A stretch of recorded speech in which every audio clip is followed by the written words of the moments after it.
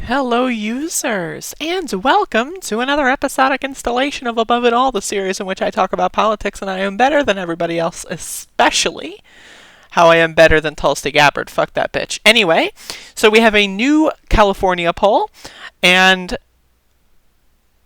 you just love to see it. Like, this is one of those things where if, and this is a big if, of course, but if the actual results ended up with Bernard being the only person viable statewide,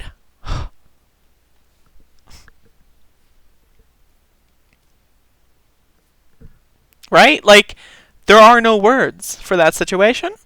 That would just be absolutely incredible. Now, of course, people are probably going to get delegates in specific congressional districts, but the big thing is statewide delegates. That's probably the biggest, like, threshold you want to go for. So let's look at California's polling on Real Clear here. And of course, this is the latest poll. This came out just now, an hour ago, so it's not on here yet. But even without this poll, like, the only people that are viable besides Bernie is Warren and maybe Biden, right? Maybe. Bloomberg is dropping like a rock, as you can tell. Here he's at 11%. In this poll, he's at 5%. He's dropping like a fucking rock. I don't think Bloomberg is going to be much of a threat. I don't think he's going to reach viability in any... and maybe he will in a few districts, but I don't think he's going to reach viability in many of them. But it's looking like Bernie, Biden, and Warren are the big competitors here, right? Like, that's just what it looks like. And again, if they can eat each other alive in this kind of scenario and have Sanders run away with it, that's huge. So we have some crosstabs here that are, something I like looking at. I love crosstabs. Like, go watch my Nevada entrance poll, and I fucking love me some crosstabs. So if you look at, all the distinctions here, for all, 33% for Sanders. For African American, that's 23%. Now, that's, of course, that's not that good. He needs to be number one there. Joe Biden is leading there.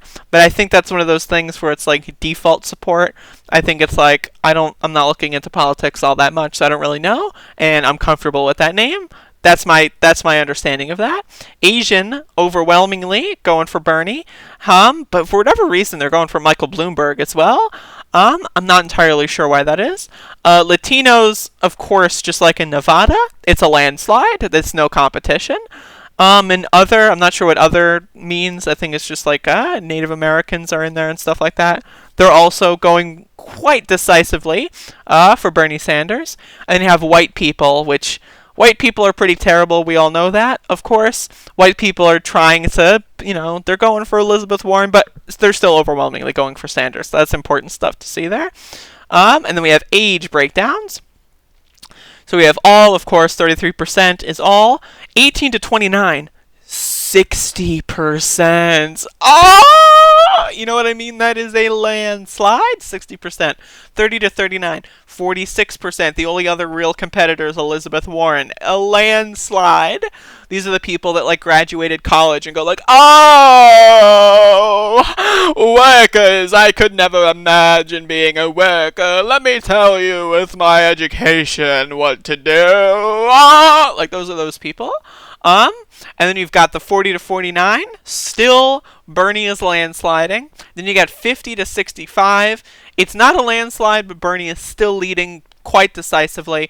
And then you have 65 or older, and they're going for Mike Bloomberg. That's really weird. I don't understand what's going on there. I guess those people are dumb. I don't know. So then you have the income breakdown. And income breakdown is cool. I don't like the way this sheet works. It's not, like, progressive, in the sense that, like, it starts out at 100,000 and then... it's just awkwardly listed in order. But 100,000 to 200,000, still going for Bernie. Of course, healthcare will save you fucking loads of money. And then you have 200,000 or more, which is like, that's an interesting breakdown. So that's the billionaires, the millionaires, the half a millionaires, and so forth. So they're mostly going for Bloomberg, but who knows how many are, like, I would prefer a more decisive breakdown there. And again, I don't think Bloomberg's going to last. Again, it's just a week until Super Tuesday, of course, but this debate the last one, oh Jesus, I don't. If you vote for Bloomberg, honestly, you're just a psychopath. You're evil, and I don't. You might as well be a Trump supporter. Like seriously, like you're just trash. So then you have like some of the poor people, 30,000 to 49,000. Landslide for Bernie, 46.4. 50,000 to 100,000, still a pretty decisive win for Bernie at 34.5. And then of course under 30,000. I don't know why, but Bernie's doing less here than he is with 30,000 to 49,000. So that's a little strange, but Bernie is still basically landsliding. And of course, polling isn't always going to be super duper accurate, but this is just really good stuff. And again, you absolutely love to see it. It's a good trend. And if this holds, if the national or the statewide numbers look anything like this, then seriously, it's over. And I'm just going to call it now. Like, if California ends up with the only viable candidate statewide being Bernie, it's over. It's the campaign. They might as well suspend their campaign and give everyone refunds because, like, it's over. You know what I mean? Like, it's done. It's done. Oh, imagine. And then you have Texas, which is like, and then you have North Carolina. I voted for Bernie the other day. I voted, yay! So North Carolina is the third biggest state on Super Tuesday. And imagine if Bernie wins all three. Like, oh God, just thinking about it makes me horny. Holy shit. Oh, I need to go masturbate.